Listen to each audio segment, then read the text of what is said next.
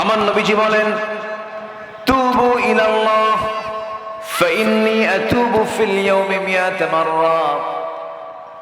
তোমরা আল্লাহর কাছে তওবা করো, আমি রাসূল সারা দিনে 100 বারেরও বেশি বার তওবা করি। আমার নবীর জীবনে চুল পরিমাণ কোনো গুনাহ ছিল না, এরপরও তিনি তওবা করেছেন 100 বারেরও বেশি বার।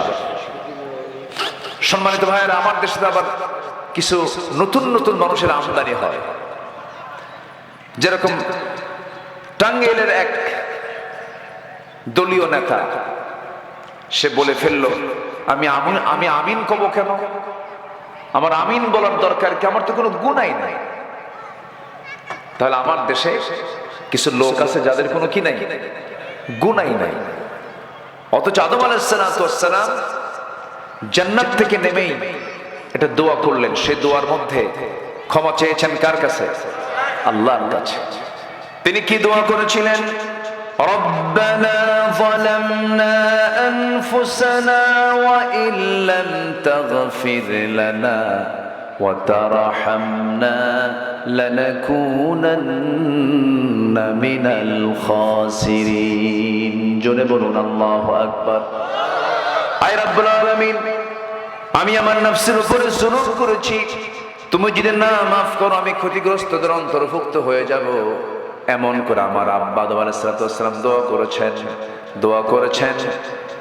ইব্রাহিম আলাইহিস সালাম, রব্বানা তাকাব্বাল মিন্না ইন্নাকা আনতাস সামিউল আলিম ওয়া তুব আলাইনা ইন্নাকা আনতাত তাওয়াবুর রহিম।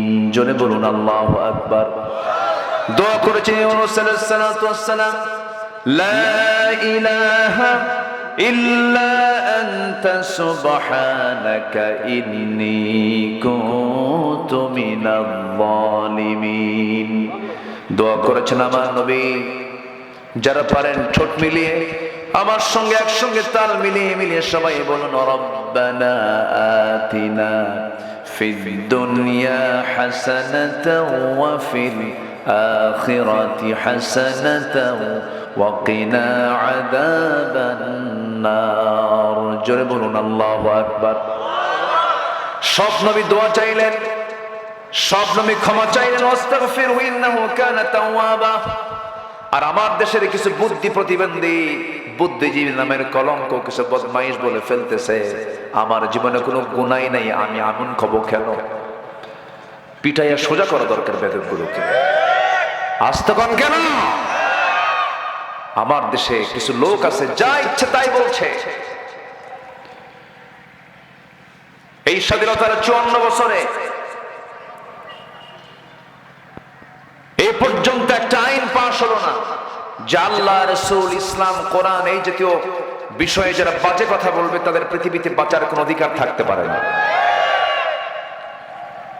এই 54 বছর যে আইন পাশ হয়নি, আমরা আগামীর পার্লামেন্টে দেখতে চাই আল্লাহ, রাসূলকে, আল্লাহর কিতাব কোরআন হাদিসকে যারা গালমন্দ করবে, কোনো কথা নাই, ফাঁসির মঞ্চে তাদের ঝুলিয়ে মারার ব্যবস্থা করতে হবে।